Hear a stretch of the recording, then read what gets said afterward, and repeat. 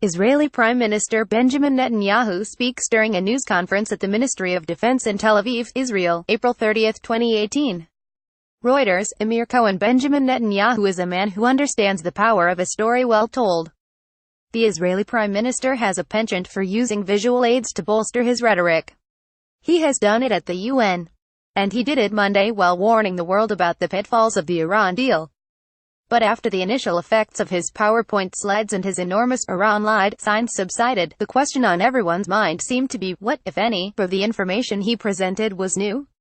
How would that information play a role in the Trump administration's plans on the Iran deal? And, in the longer term, how would it affect another tenuous, upcoming negotiation involving nuclear weapons, the one with North Korea? Pundits and politicians disagreed about the status of the information.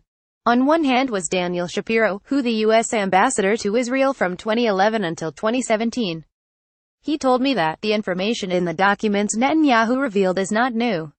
It confirms what we have long known, he said.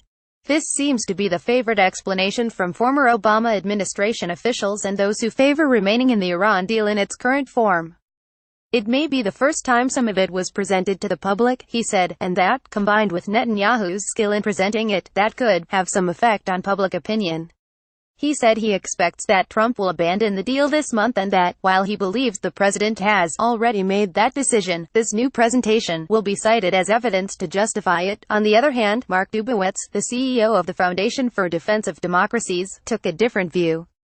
He told me that Iran lied about its nuclear weapons program, and that it retained a vast atomic archive with detailed instructions on how to restart its nuclear weapons program at a time of its choosing.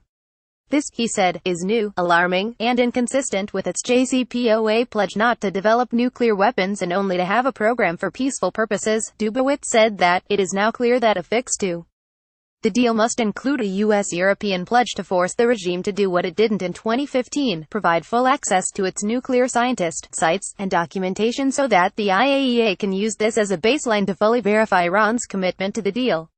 In the aftermath of Netanyahu's presentation, pundits wondered aloud how Trump's decision regarding the JCPOA might affect the progress he's been making with North Korea. The worry was that if Trump ultimately decides to pull out of the Iran deal, the message he would be sending to Kim is that the word of the U.S. is worthless. But the opposite is true.